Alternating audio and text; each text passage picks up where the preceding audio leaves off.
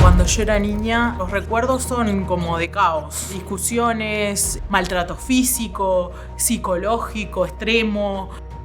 Muy difícil, la verdad. O sea, si yo tengo que ponerle una palabra a la vida, ha sido difícil. De llegar a pensar que yo estaba haciendo algo mal, hasta llegar al clic de entender que la responsabilidad estaba en el otro. Y donde hay que hacer foco es en los agresores. Yo tengo 4 hijos, todos del mismo matrimonio. Sus edades varían entre 27, 20, 15 y 8 años. Este punto de la vida en el que me encuentro ahora es un mojón en mi existencia. Y he atravesado todo un proceso de búsqueda, de saber qué realmente es lo que quiero y también darme cuenta de lo que no tolero, de lo que ya no debe formar parte de mi existencia. Porque yo me quedé sola con un hombre que creí que conocía, con el que viví 30 años de vínculo, y ese hombre me quiso matar.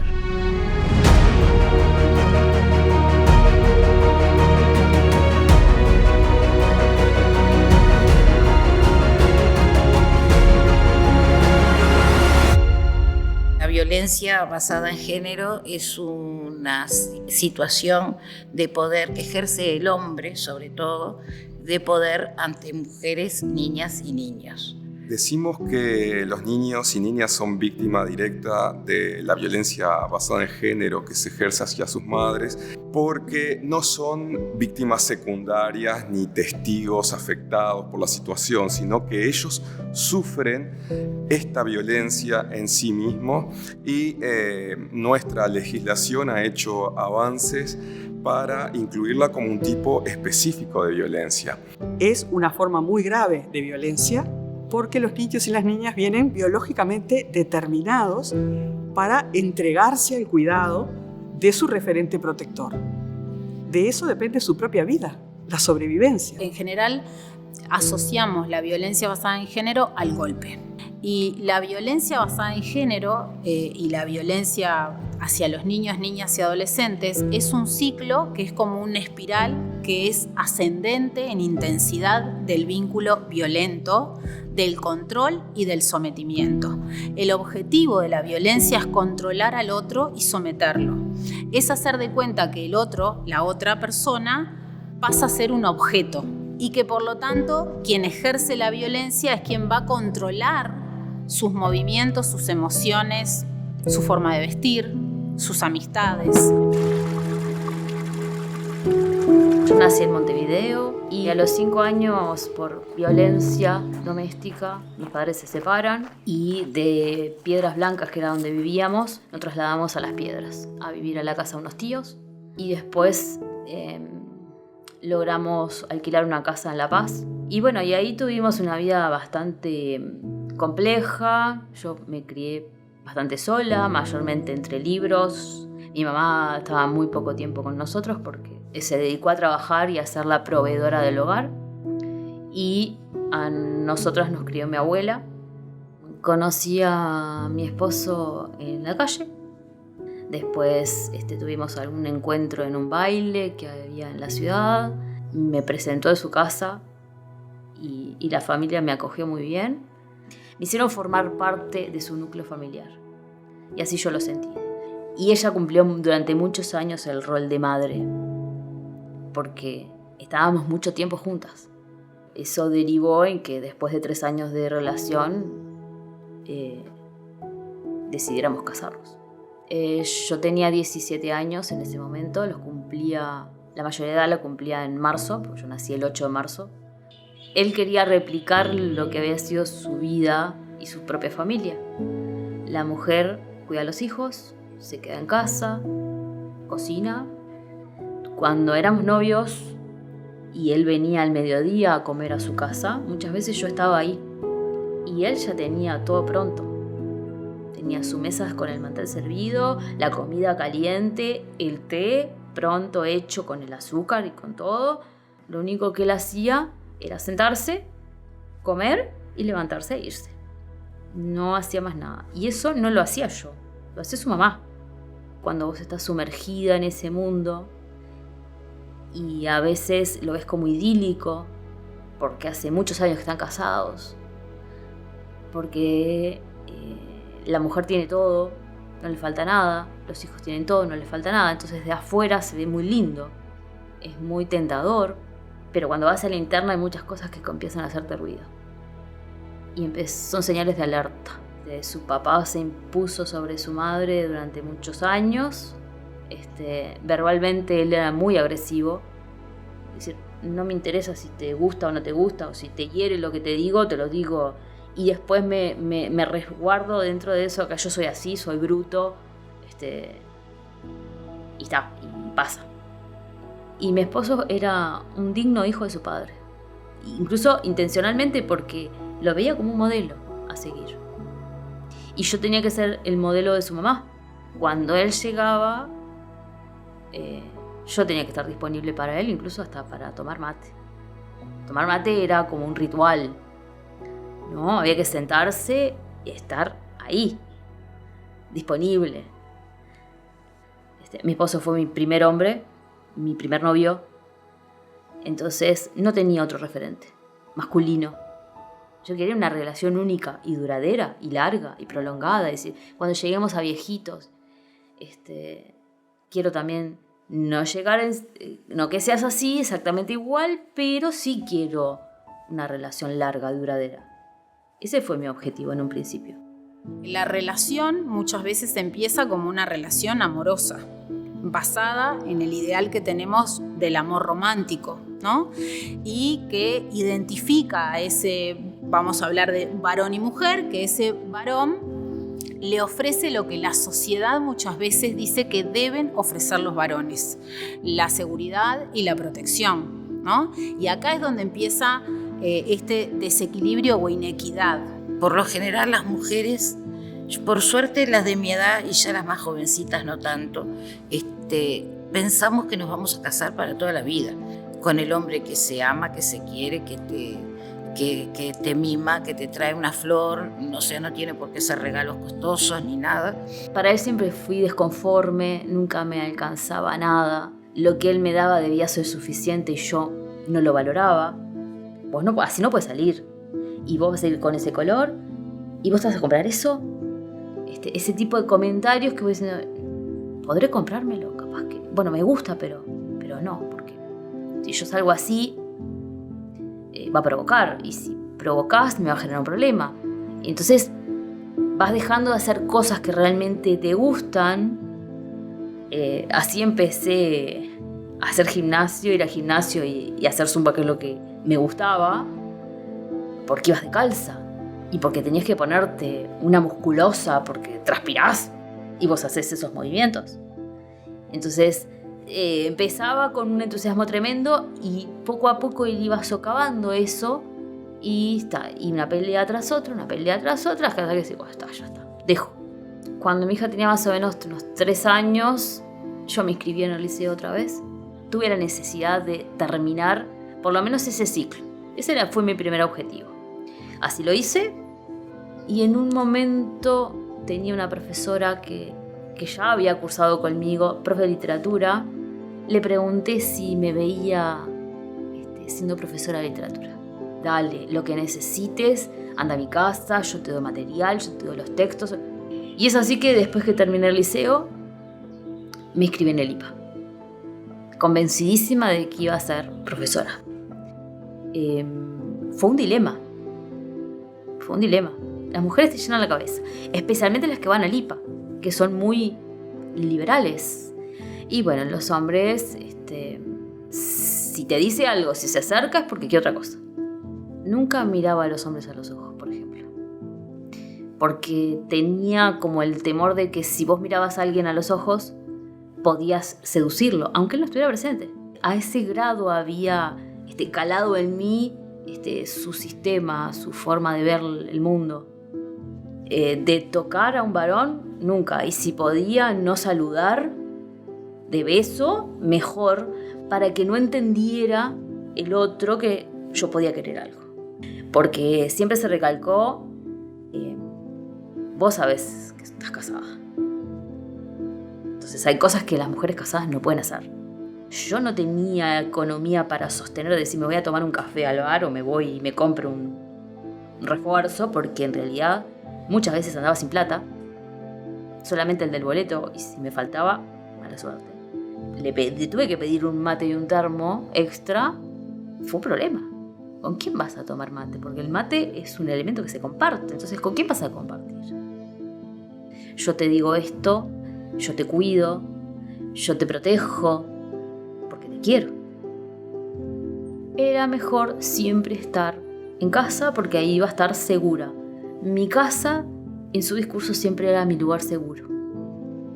En general, la relación empieza con lo que algunos autores llaman los microabusos cotidianos, la descalificación, el vos no sabés, el vos no entendés, la ridiculización. Y las personas que están en el lugar de víctima muchas veces justifican estas situaciones, ¿no? Diciendo, bueno, pero él es así, no es tan grave, ¿no? En ese vínculo de pareja, la persona que es violenta y agresora y ofensora no es las 24 horas, los 7 días de la semana de esa misma manera. También hay momentos en los que pasan bien. Dicen, no, pero es el padre de mis hijos, hay momentos que pasamos bien, a él se le va a pasar. Seguramente ahora está así porque está nervioso.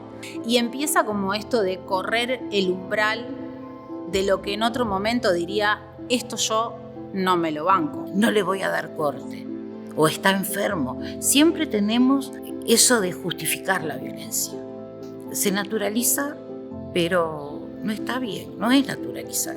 La violencia basada en género se manifiesta en estos hechos violentos, pero existe a nivel estructural y existen otras violencias como la violencia intergeneracional y otros tipos de violencia, y todas están interrelacionadas.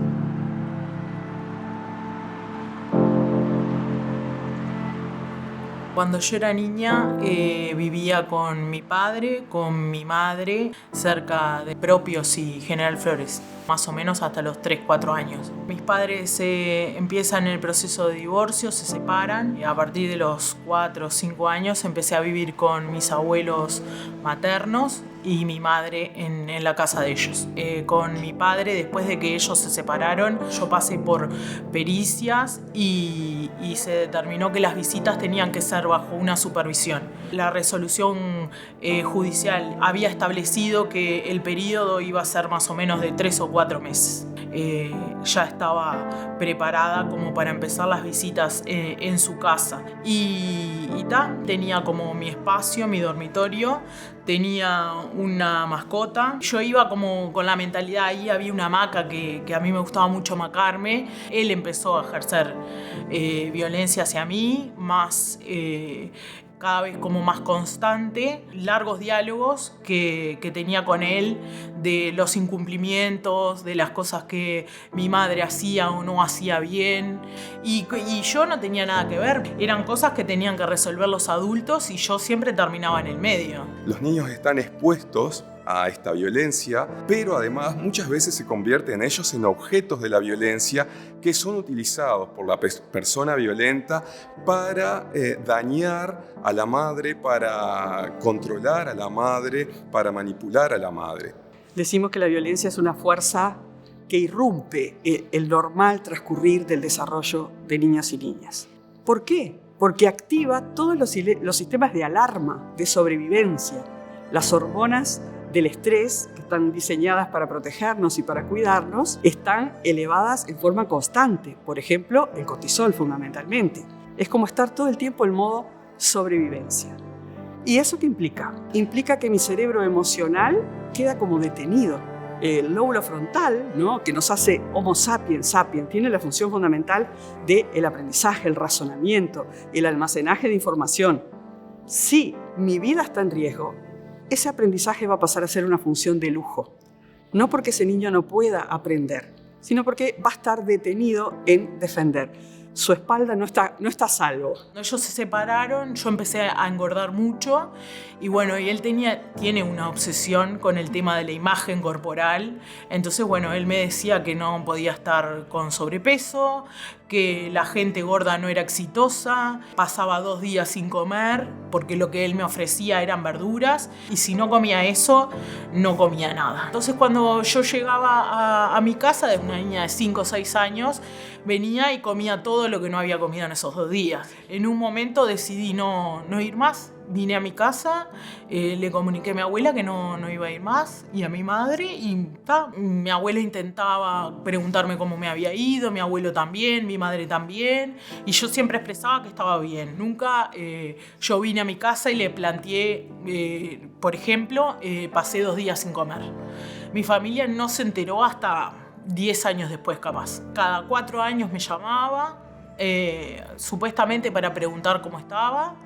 Pero siempre terminaba todo en discusión, porque siempre él enfocado en los problemas de mi madre, en si mi madre una cosa, si mi madre otra, que si mi madre hacía o si no hacía, y nunca yo sentí que el foco estaba en mí en el sentido de la preocupación de un padre hacia una hija. O sea, desde los 6 años más o menos hasta los 18 años, las charlas fueron en estos periodos que te digo, 3, 4 años, y fueron siempre telefónicas. Yo no lo volví a ver nomás un día a los 13 años, pero después no lo vi más. Y en realidad básicamente fue para recuperar mis cosas personales. Y entrar a una casa que no haya nada mío, ni un recuerdo, una fotografía, la ropa, los juguetes, nada mío había ahí en esa casa. Mi cuarto estaba totalmente desarmado, había pasado a ser como una especie como de depósito y no había una explicación como clara de dónde estaban mis cosas. Supuestamente que sí, que estaban guardados en un lugar, que se las había regalado una vecina. Entonces me parece que a los 13 años fue como que te cayera el balde de agua fría encima, como lo que yo necesitaba para comprobar que lo que yo estaba pensando era cierto. El centro no era yo, el centro siempre fueron sus necesidades. Su necesidad de ser un buen padre, ¿no? Lo que él pensaba que era un buen padre.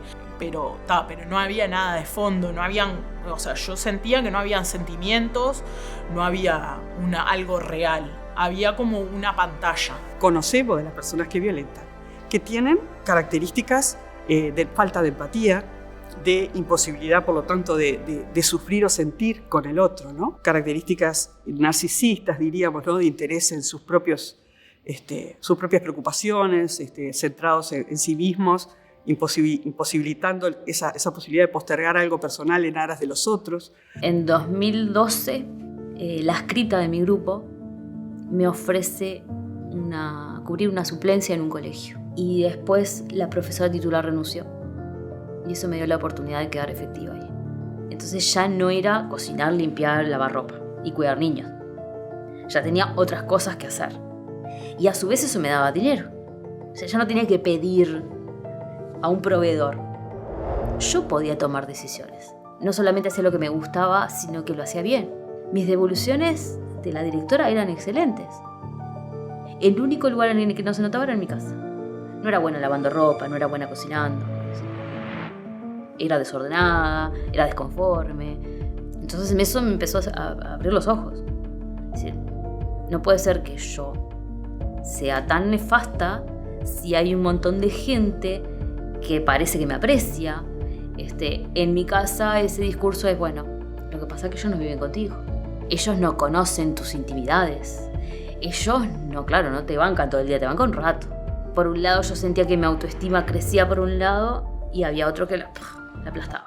Cuando la mujer es víctima de violencia, queda nula, por completo nula. Vos no servís, esto no lo podés hacer, el menosprecio hacia la mujer junto a la violencia patrimonial y económica. Es muy importante que la mujer estudie, trabaje, se prepare. En el 2017 trabajé en el Jubilar durante un año, no solamente con los adolescentes, sino también en el liceo de adultos. Por lo tanto, tenía que ir de mañana y de noche. Y en otro colegio de la zona que se llama Pastorino. Mi situación económica empezó a cambiar. Aportar a mi casa y que eso se vea. Porque también el aporte financiero es una forma de tener poder. Poder de decisión, de decir compramos esto o no compramos esto, hacemos esto o no, que eso yo no lo había tenido antes. Nunca lo tuve. Siempre era patrimonio de él. Incluso un tiempo en el que su trabajo se vino a pique, me permitió ser como el pilar fuerte económico de mi casa. En él hizo un viraje, porque al no poder dominar lo económico, intentó dominar lo afectivo. Entonces él en este discurso de, bueno, yo me sacrifico por vos, por amor, para que vos seas lo que querés ser, él empieza a tener más protagonismo dentro del hogar. Pasó a ser la madre que no está, la que se ve solamente en la noche, la que abandona incluso hasta la pareja, porque uno llega de noche y llega molido, entonces eso lo lleva a caer en la tentación. Según su discurso, termina en una infidelidad. Llegamos a terapia, nos aconseja hacer un proyecto común.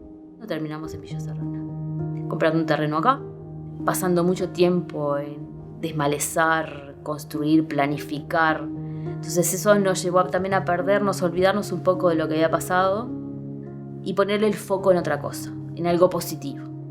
Y desenfocándonos de lo que realmente estaba ocurriendo. Esa persona que muchas veces me había dicho, pero soy yo la que te aconseja, soy yo el que te estoy diciendo que vas por mal camino, soy yo porque yo te quiero. Entonces es una persona que se coloca en ese lugar, él mismo no podía traicionar de esa forma. Pero en ese momento yo no me di cuenta. En ese momento yo quería reparar algo que sentía que se había roto, pero no veía hasta dónde. Eso lo descubrí después de vivir acá. La próxima vez que yo tuve contacto con él fue a los 18 años. A veces me contactaba por Facebook, a veces por el WhatsApp, a veces me llamaba por teléfono y empezaba a mandarme cartas por el correo. Estas son 3-4 cartas que tienen más de 100 hojas cada una. Nunca él volvió de adulto y me preguntó cómo viviste, cómo te sentiste, nada. Él todo el tiempo estaba centrado en juzgar a mi madre, si era una buena madre o una mala madre. Obviamente él posicionado desde un lugar que él era perfecto. Estas son las capturas de los chats que sistemáticamente recibía. Hay algunas en donde le pido que no se contacte más conmigo.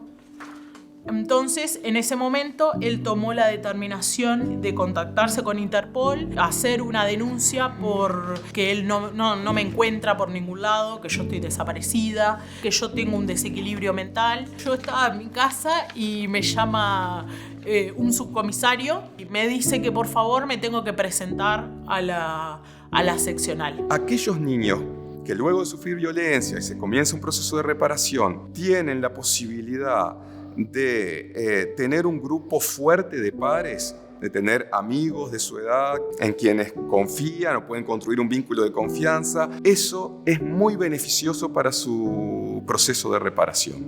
En sí, ella con las demás personas charlaba del tema, pero era muy superficial. Nunca exteriorizaba lo que sentía desde ese lugar. Siempre era como, pasó. Sí, ahí me escribió, pero era muy poco. Conmigo logramos como expresarlo, se logró como abrir un poco en esas situaciones, pero habían otras que lo contaba al tiempo.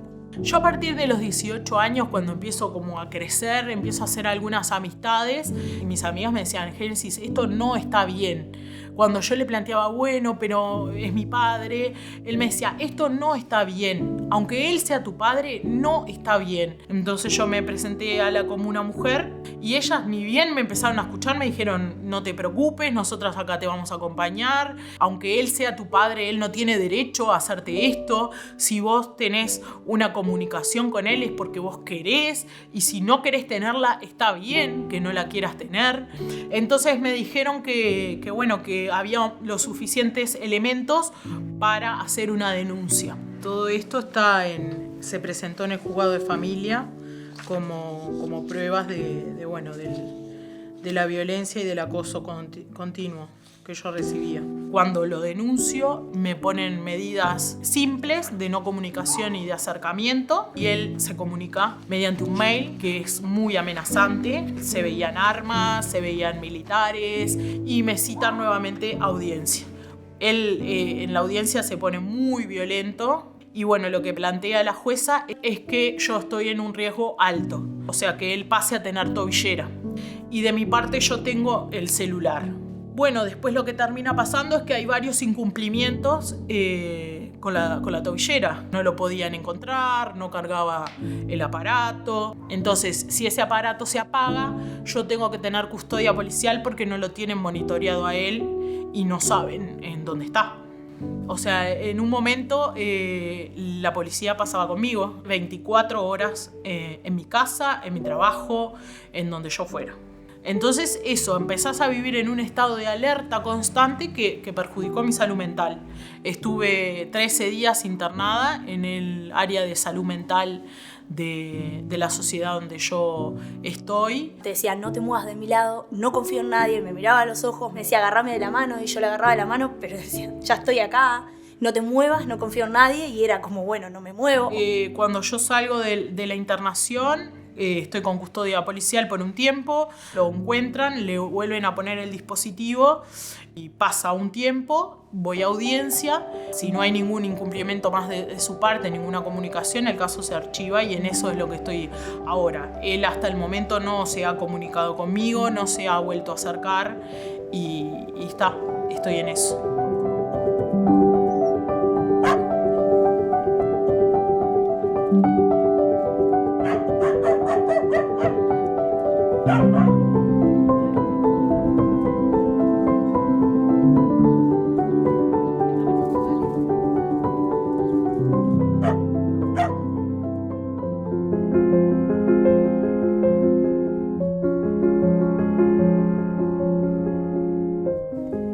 Vivir en Villa Serrana es un sueño cumplido, que se reafirma todos los días. Es una bendición y yo soy feliz viviendo acá.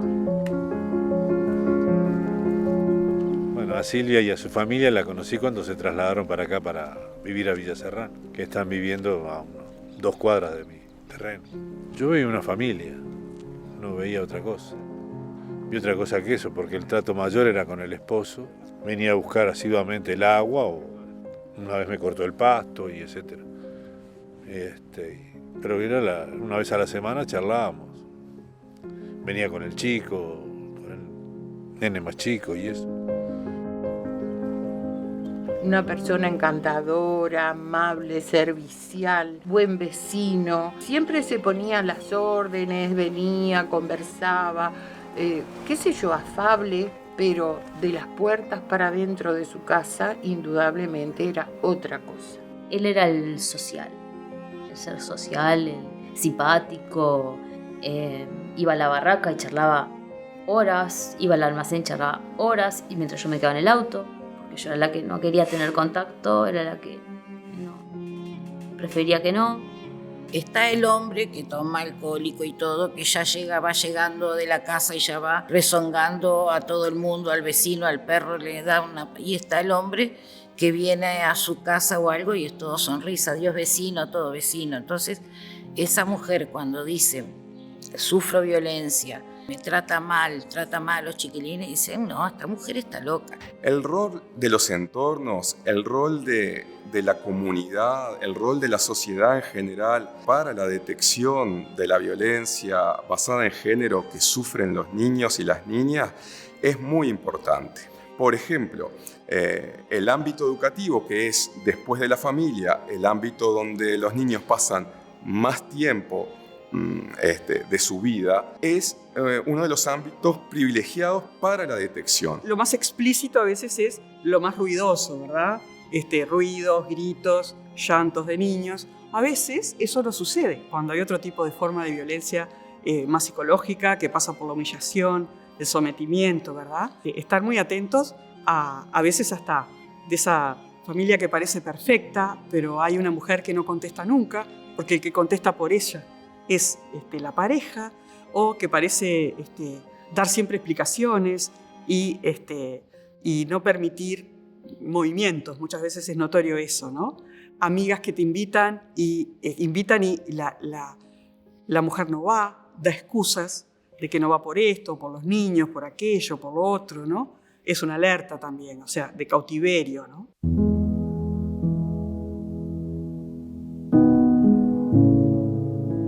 En Mariscala y en Cerro Pelado, que fueron los lugares en que trabajé en el 2021, hice vínculos profundos. Decidimos un día de noviembre, un sábado, encontrarnos en Minas. Y la idea era, bueno, ir a almorzar, salir a pasear, hablar, charlar, tomar mate.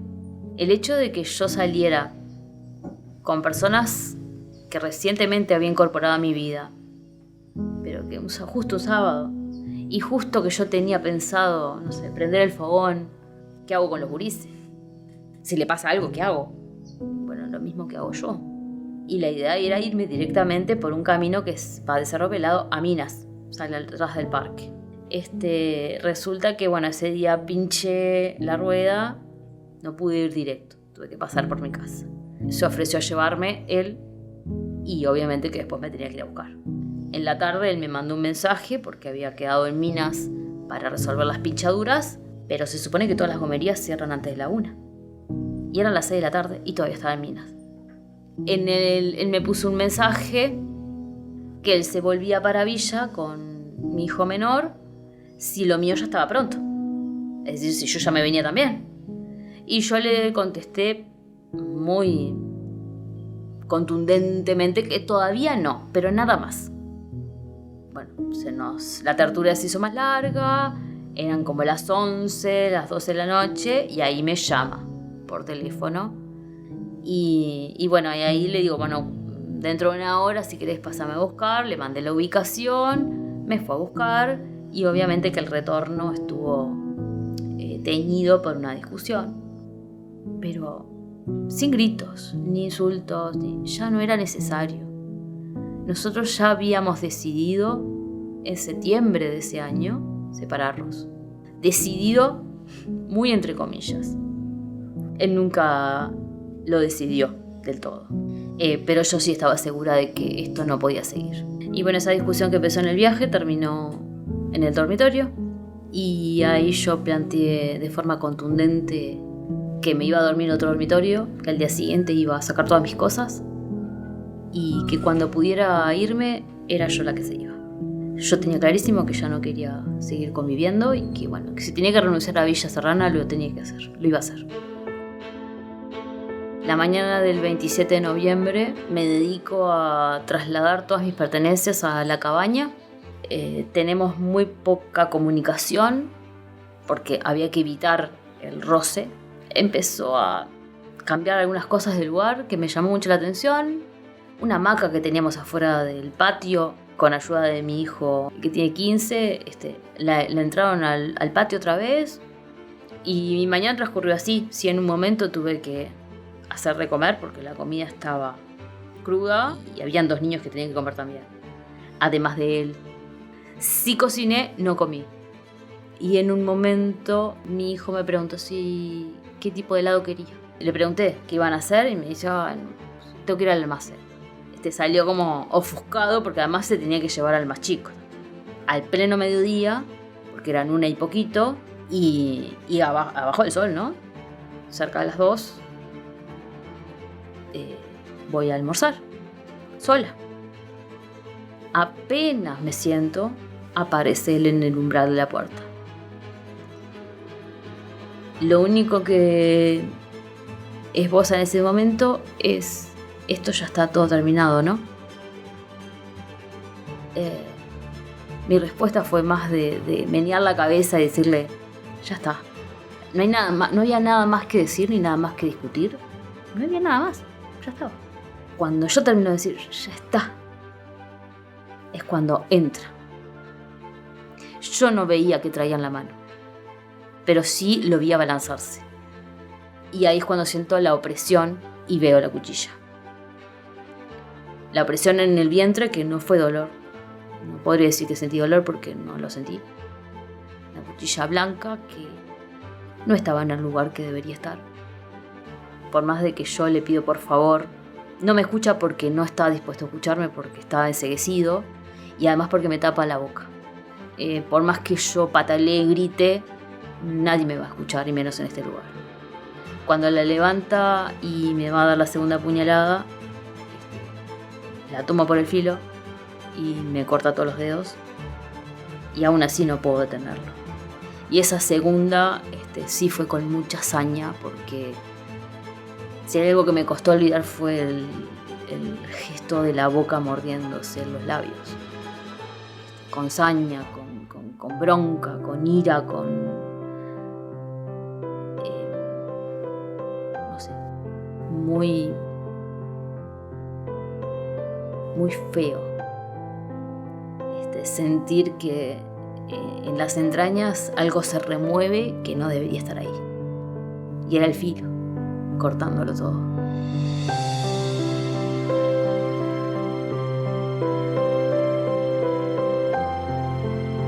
Yo mido 1,50. Él mide cerca de 1,80. Es mecánico, por lo tanto tenía mucha más fuerza que yo. Yo ahí ya no tenía la boca tapada. Y la única arma que tenía era mi voz. No sé, algo dentro de mí se puso a hablar sin mi consentimiento, no sé qué. Instinto de supervivencia, no sé cómo llamarle. Soy yo, soy tu mujer, mírame, pensá en los gurises, yo te amo. E incluso en un momento lo abracé y de esa forma logré que él aflojara la mano y sacarle la cuchilla y tirarla hacia afuera, lejos del alcance, o por lo menos lo más lejos que pude en ese momento. Lo tomo de los puños y le sigo hablando. Tenés que ayudarme porque estoy herida. Déjame llamar por teléfono. Y él me dice, ¿sí? Cuando quiero agarrar el teléfono en línea, me lo saca de las manos. Y bueno, veo que no es una opción. No sé por qué magia del destino logré dominarme y pude girarlo y sentarlo en el sillón. Lo pude ver más a los ojos y él me dijo, yo ya no tengo vida. Y ahí yo le empecé a decir que sí, que teníamos hijos, que pensara en ellos, que me ayudara a vivir, y le mostré, levanté la remera que tenía de manga corta y le mostré las heridas que ni siquiera yo pude ver porque me daba impresión. Yo sí se las mostré. Y en un momento él me dijo, ándate que no te quiero ver. Y ese fue mi boleto de salida. Descalza como estaba, lo que sí no olvidé, o mi razón no me hizo olvidar, no me permitió olvidarme, fue levantar la cuchilla porque tenía terror de que me apuñalara por la espalda. Y manejé casi 3 cuadras hasta la casa donde vi un vehículo y bueno, y ahí descargué la bocina todo lo que pude. Me bajé como pude, golpeé, casi le tiro abajo la puerta. Les pude decir que mi esposo me había herido, que mis hijos tenían que ir a buscarlos porque estaban en el almacén y no podían volver a mi casa porque no sabía con qué panoramas iban a encontrar. O encontrando un cuerpo sin vida o un agresor que todavía tenía una idea fija. Y al rato me dijeron, tranquila, que ya están con nosotros. Se llevaron a una casa con una piscina. Y bueno, y ahí la adrenalina se desplomó y ahí sí empecé a sentir el dolor que correspondía sentir en esa situación. Cuando llegó el móvil policial me preguntó dónde estaba y lo vinieron a buscar. Y acá lo arrestaron. Porque él se quedó acá. No fue a ningún lado.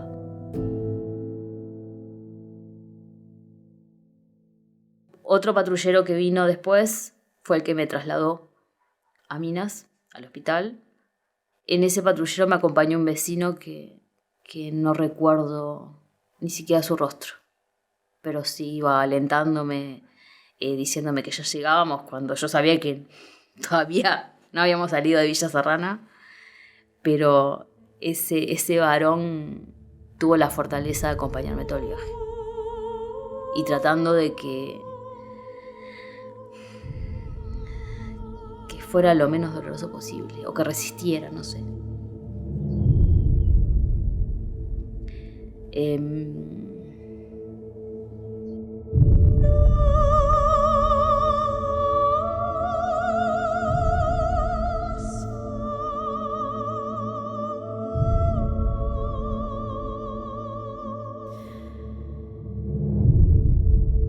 Me operaron de urgencia. Cuando despierto de la anestesia general no sé ni dónde estoy.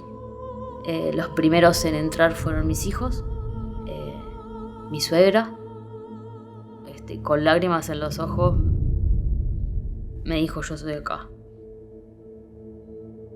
Y creo que la mirada no necesita palabras.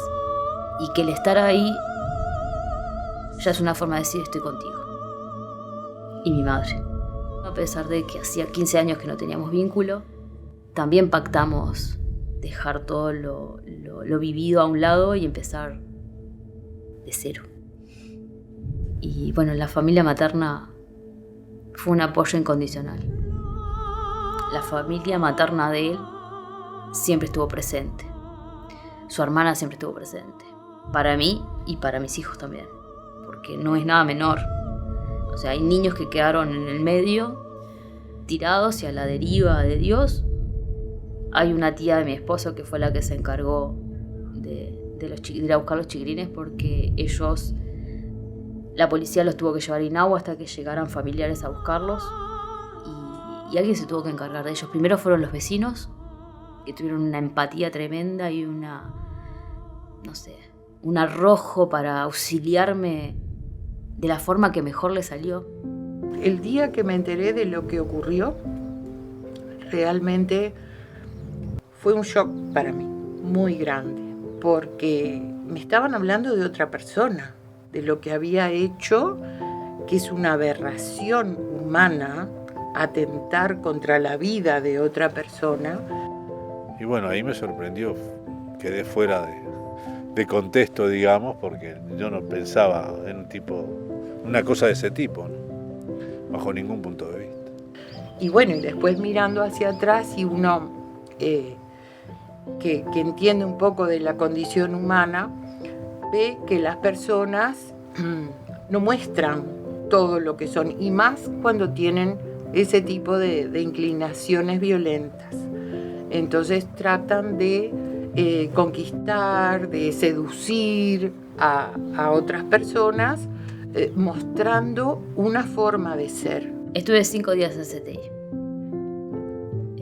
Cuando estuve pronta para pasar a sala, no llegué a estar un día entero. Y la cirujana pasó y bueno, me vio sumamente bien y le pedí por favor que me dejara irme. Apenas salí del hospital, digo, yo necesito ir a hacer la denuncia y decir qué me pasó a mí, por qué terminé en un hospital apuñalada. Y bueno, fui a la comisaría de Minas, a la especializada de violencia de género, y di mi declaración. Después sí me pude ir en paz. Volví a La Paz a reencontrarme con mis hijos. Obviamente que antes de encontrarme con ellos, le pedí a la psicóloga que me diera alguna pauta para hablarles, cómo explicarles el tema, cómo decirles lo que me pasó. Empezando obviamente con el más grande y terminando con el más pequeño. Me pide para ver la herida y se la muestro. Y ahí es cuando me entero que su papá les había dicho que fueran al almacén, a pesar de que no quería hacerlo. Y que además que se demorara, que buscara la forma de demorarse, o sea, que fuera lento, que caminara despacio, porque él necesitaba hablar con mi hijo. Todo estaba pensado antemano. No fue un impulso de momento. Cuando volví la primera vez, me di cuenta de que un tractor que teníamos afuera del terreno, igual que la hamaca, estaba dentro. Después que me apuñaló, él se tomó el trabajo de dejar todo lo que le pertenecía dentro. Y esa es una decisión consciente. Tomar plena conciencia de que voy a ir preso, maté o quise matar a alguien, y por lo tanto lo mío tiene que quedar dentro de mi territorio, dentro de mis posesiones. La cuchilla estaba sobre esta mesada, acá. Porque en el momento en que él está parado acá en el umbral, tapando la puerta, hace este movimiento. No necesitó ni darse vuelta ni hacer ningún otro gesto. Hizo este movimiento e irrumpió en la habitación. Me enteré, ya te digo, a la semana. Y ahí fue cuando me dijo que tú estabas internada en el CTI. El día que volví a buscar ropa, que fue la primera vez que nos encontramos después de lo que pasó, ella me pagó todas las cuentas. UTE, Antel, los cubrió ella. cuando venía después me traía surtidos. Me trajo pollo, carne, chorizo, yo qué sé, pues una cantidad de cosas. Y lloraba conmigo. Y sí, es lo menos que podemos hacer, ayudarnos entre nosotras, porque si no, vamos a salir, entre todos vamos a salir. Todo lo que vino después fue un trabajo de empezar a sanar y ser consciente de que yo no tuve la culpa, que no había nada que yo hiciera que pudiera cambiar sus planes. Esa es una de las cosas que más trabajo me ha dado. Perdonarme por no haberme dado cuenta. Yo no sería la persona que soy hoy si no me hubiera pasado lo que me pasó. Entonces, siempre lo entendí como una oportunidad. Dentro de mi cabeza ocurrió un clic importante. Yo tengo que hacer algo acá, dentro de Villa. Me pongo en contacto con alguien del Club Social y Deportivo de Villa Serrana con 2 proyectos. Uno, dar clases de Zumba, porque había hecho el instructorado, me había regalado con un tarjetazo gigantesco el instructorado de Zumba, y después otro por un taller literario. Y de entrada la persona me dijo que sí. Lo que pasó con Silvi fue algo que a las mujeres en el club, en reunión también y fuera de esas reuniones, nos interpeló como para esto, generar espacios de encuentro entre mujeres diversificados, ya sea a través de propuestas culturales, recreativas, o sea, desde distintos lugares y atendiendo, digamos, lo que es la perspectiva de género desde distintos puntos, ¿no? Como para poder afrontar, abordar y ver cómo nos acompañamos en todos estos temas, ¿no? Yo creí en mi mente, la gente me conocería como la cuchillada de Villa. Y no soy la cuchillada de Villa, soy la profe. Vos sos la profe. No importa la profe de qué, si la profe de Zumba o la profe de la factoría literaria. Pero soy la profe, entonces, es decir, me abría la comunidad humana de Villa Serrana.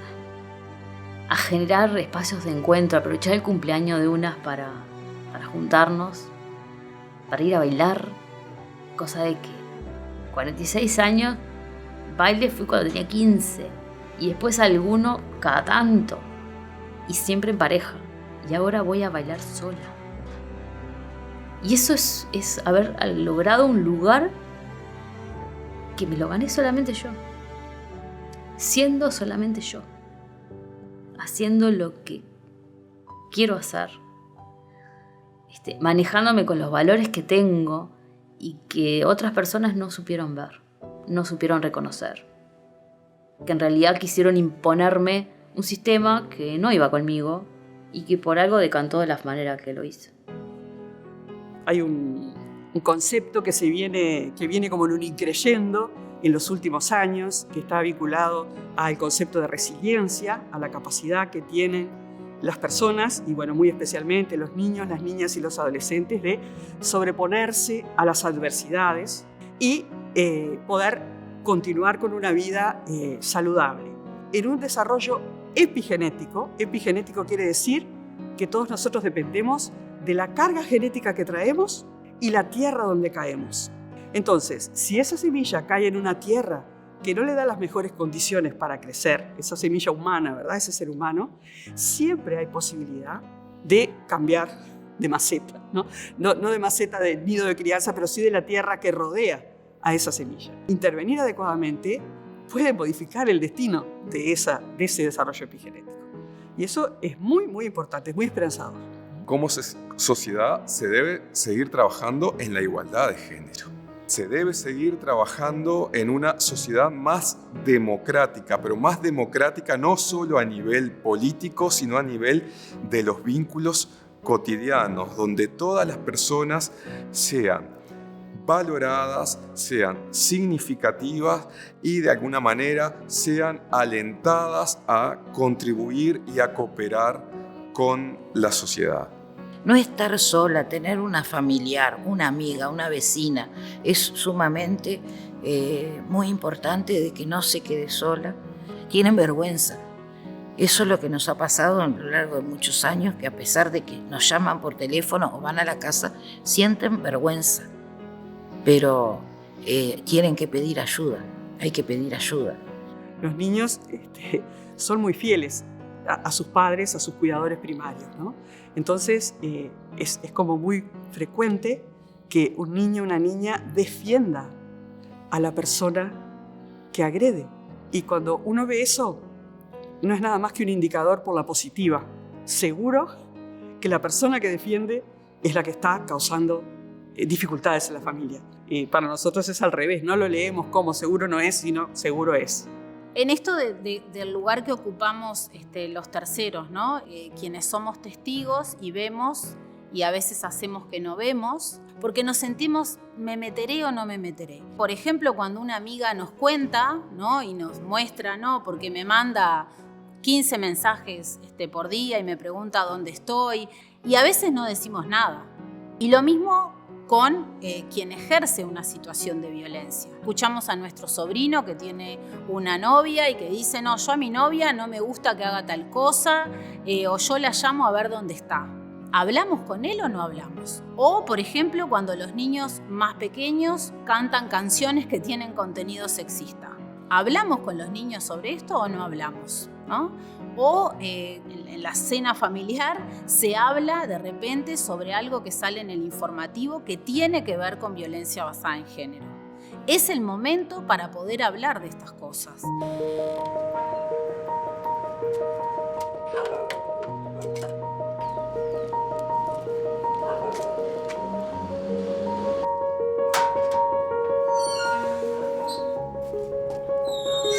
Lo que pasa en la mayoría de los casos es el aislamiento, que un poco fue lo que me pasó a mí. Tratar de no hablar de lo que pasa es algo que te puede llamar la atención. Si vos tenés una amiga en la que te cuenta alguna situación, porque vos quieras o no, algo decís. Y después no podés seguir como indagando, algo está pasando. Lo que no se habla es un punto de atención. La mujer tiene que aprender a quererse a sí misma, con todos los valores y con todos sus defectos. Pero que amarse profundamente y no solamente brindar hacia afuera. Si yo me quiero, sé hasta dónde voy. Bueno, mira, esto te permito, lo otro no. Porque me quiero y me protejo y me cuido. Y no es egoísta. No, pero lo haces por tus hijos. No, lo hago por mí. Porque yo necesito primero estar bien para después estar bien para ellos. Pero me tengo que querer.